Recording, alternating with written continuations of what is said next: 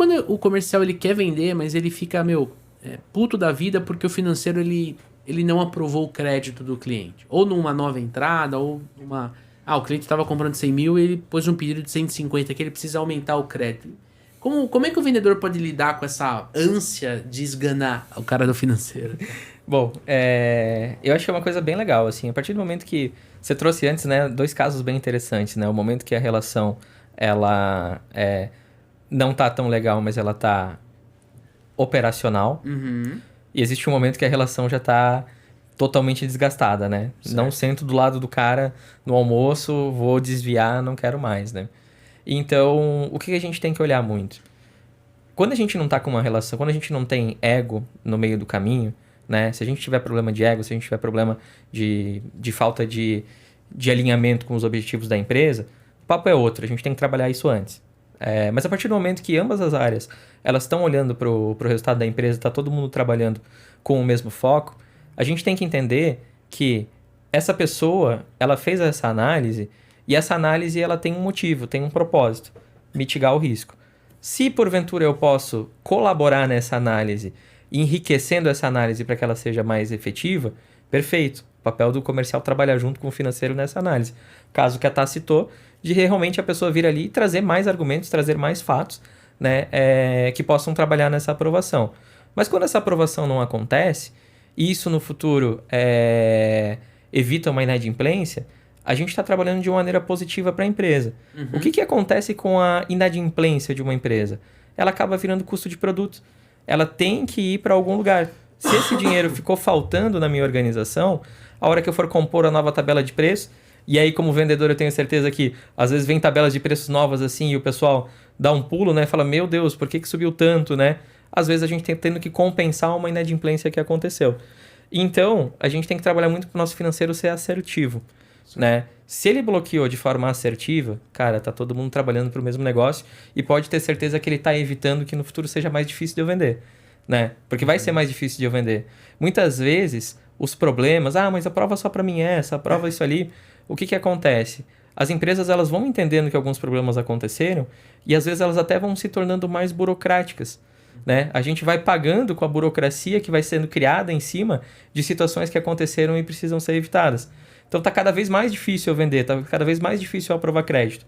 Por quê? Porque às vezes a gente teve uma política muito permissiva. Então é muito interessante a gente analisar isso, né?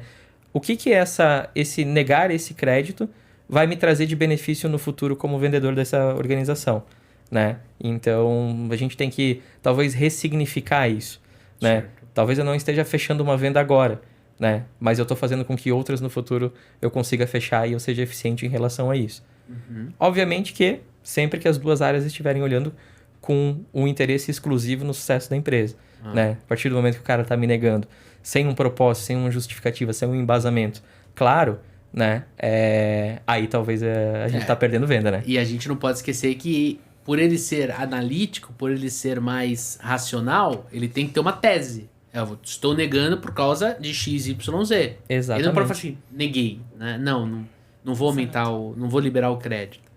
Então, assim, acho que também vai muito da forma como o vendedor ele apresenta o cliente ou o pedido de aumento de crédito, né? Se eu só chego e não explico, é uma coisa. Se eu chego e explico, olha, Rica, eu preciso que você aumente o crédito da Thaís, porque ela é nossa cliente há tanto tempo, ela compra em torno de 100 mil na empresa, mas ela entrou num projeto que ela precisa comprar 250 mil. Porra, eu vou, né, quase triplicar. Então eu preciso entender, de repente, se o teu financeiro pediu alguma informação, preciso do balanço, DRE, alguma informação mais técnica, cara, liga pro seu cliente e fala, me passa o telefone do teu contador que eu resolvo essa pipa pra você. Quantas vezes eu não fiz isso? Ligava pro contador do cara, me passa o DRE dele, me passa não sei o que e tal. Sou da empresa X, tô aumentando o crédito e tal, não sei o que. E eu conseguia desenrolar, porque eu queria aquele pedido, né?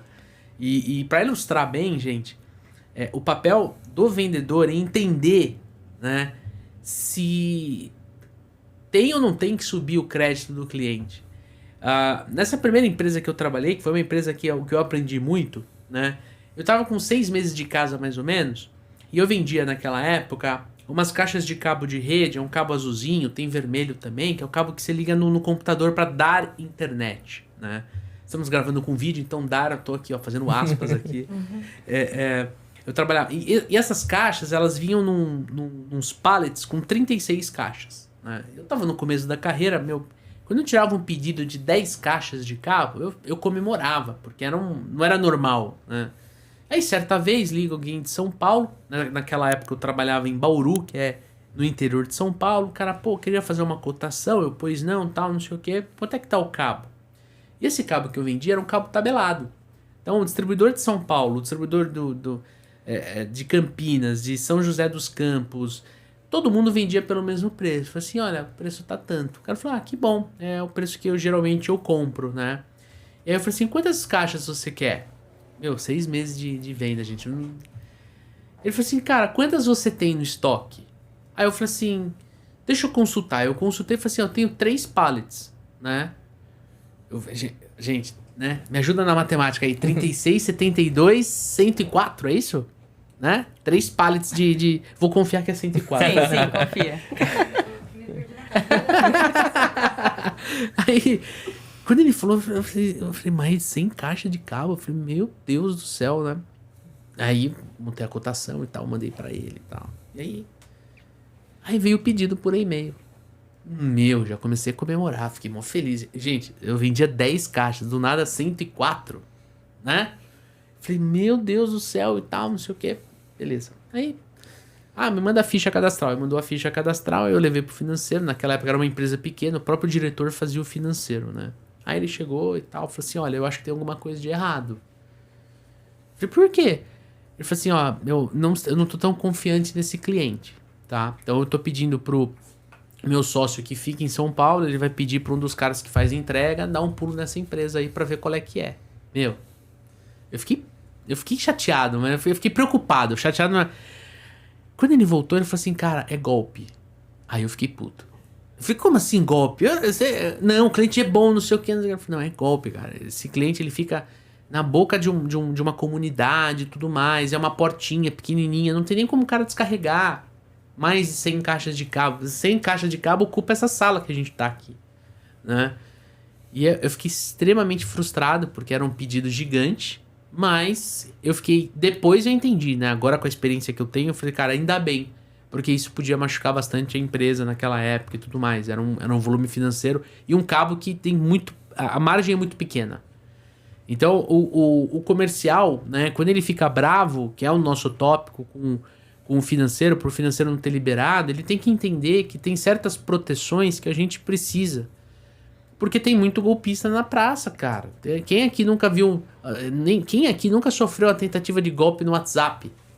Né? Antigamente era na ligação, hoje é no WhatsApp, SMS. Eu recebi uma vindo pra cá. Tentei contato com você, estamos com uma vaga assim, assado, $15 mil por mês. Aí tava tipo assim, o link do WhatsApp. Cara, é golpe, né? Eu não me inscrevi em nenhuma vaga. Como é que o cara tá me recrutando? Então, numa empresa, se o cara leva uma bordoada dessa, cara, ele pode machucar. E o vendedor tem que ter essa percepção. E olha que interessante, né? Às vezes a gente olha pro valor da venda. Sim. Né? Pô, vendi R$10 mil e não recebi. Peraí, e o valor da mercadoria que eu entreguei? Exato. Né? E o tempo... como um todo, né? E o tempo que eu despendi. E depois... E o imposto que eu vou pagar. Exato. Eu não posso não pagar. O governo, eu não vou pagar esse imposto aqui porque eu não recebi do meu cliente. Vai falar, tá, foda-se. Exato. Tá aí a guia, top. Então, e todo... Às vezes a gente não mede, né? Mas olha o quanto isso consome dentro da nossa empresa, né? Lidar com essa situação, lidar com esse golpe. Olha quantas horas vai consumir, né? Depois vai ser protestado esse título. Então, dá muito mais do que o valor da duplicata ali que a gente tá acostumado a ver, né? E tem empresa que estoura na comissão. Exato. Né? E assim, ó, Leandro, eu acho que tu entrou num ponto bem legal, contando essa tua história, que é o que a gente vem falando sobre o perfil do vendedor mudar também, né? Sim. E não ser apenas um tirador de pedido. Eu já vivi muitas situações dentro da área comercial, disso daí que tu relatou agora, de o financeiro nos identificar um possível problema, ou até um problema de emissão incorreta de pedido, que vai causar um problema também depois, né? Em sinalizar e falar, cara, esse cliente não compra esse volume de produto por mês, né? Ou por pedido. Cara, ele dobrou a quantidade. Tá certo isso? Cara, e o vendedor não conseguiu identificar isso. Porque ele não faz a gestão da carteira dele. Ele não entende o cliente dele. Porque se ele entendesse o cliente dele, ele ia bater o olho, ele já ia voltar pro cliente, né, camarada? O teu pedido geralmente é X. Aconteceu alguma coisa, né? Você tá dobrando o pedido ou tá pulando de X quantidade para X quantidade. É realmente isso? Não, só pra gente seguir o fluxo, né? E às vezes quem detecta isso é o setor financeiro e repassa pro comercial, né? Então, o perfil do vendedor também tem que mudar. Sim. Porque se ele fizer a gestão da carteira dele de forma eficiente e efetiva, cara, ele vai identificar ali. E aí ele sabe o perfil do cliente dele, ele sabe quando pode dar um possível problema, ele pode identificar quando pode ser um golpe, que eu já vivi isso também, de fecharmos cliente com nome no mercado, e a gente, puta, que legal, né, cara, fechamos um clientaço, e o cara fez já um pedido estourando, e aí nunca mais recebemos, né, então isso é uma realidade. E outra coisa também, eu já trabalhei com representação, fui preposto de representante no têxtil. E aí era muito legal, as nossas análises, e assim, a gente começa a passar o tempo, né? E alguns processos operacionais vêm tirando a boa conversa que existia lá atrás, né? E quando a gente ia fazer uma avaliação de crédito, a gente tinha que passar um parecer sobre aquele cliente. Tu pensa, assim, a gente tinha que falar sobre aquele cliente, onde aquele cliente estava situado, qual era o negócio dele, quais eram os outros clientes que ele tinha como fornecedor. Não só passar referências, a gente tinha que dar um parecer sobre aquele cliente. E aí a gente passava, às vezes, informações riquíssimas que iam ajudar na análise de crédito. Hoje a gente não vê mais isso acontecer, né? Hoje a análise é feita por documentos, né? Por histórico, claro, muito efetivos, né?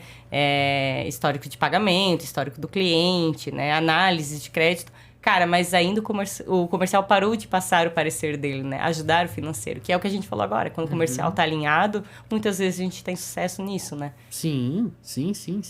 E eu gostei do que você falou, a evolução do vendedor, né? Ele tem que desenvolver o cliente e enxergar ali se existe um potencial. Porque, para pra pensar, né? Se você tem 100 mil de crédito e aí você me pede mais 10, 15, é muito mais fácil de eu aprovar do que eu sair de 100 para 200. Então, se eu estou desenvolvendo você dentro da minha carteira, a gente vai subindo juntos. Então, no horizonte de um ano, talvez teu crédito não seja 200, mas de um mês para outro vai ser difícil eu conseguir essa análise, ou eu vou precisar de muito documento e tudo mais. Olá, Leandro Munhoz dos Super Vendedores e do podcast Papo de Vendedor, e eu tenho um convite para você. Conheça agora a pesquisa Panorama de Vendas lançada pela RD Station. Tenha dados sobre o mercado de vendas, sobre a nossa profissão. Faça benchmark do seu mercado com outros mercados e descubra se você está batendo sua meta, se você está tendo sucesso frente aos seus competidores do seu mercado. Essa pesquisa ela é gratuita. Você pode fazer o download clicando no link que aparece aqui, que acompanha esse vídeo, e você vai ter insights valiosíssimos para sua operação comercial, ou se você é vendedor ou vendedora, para sua carreira. Vai lá, baixa a pesquisa, porque eu tenho certeza que você vai ter insights valiosos para poder vender mais, melhor, mais rápido e sempre com mais lucro. Tamo junto?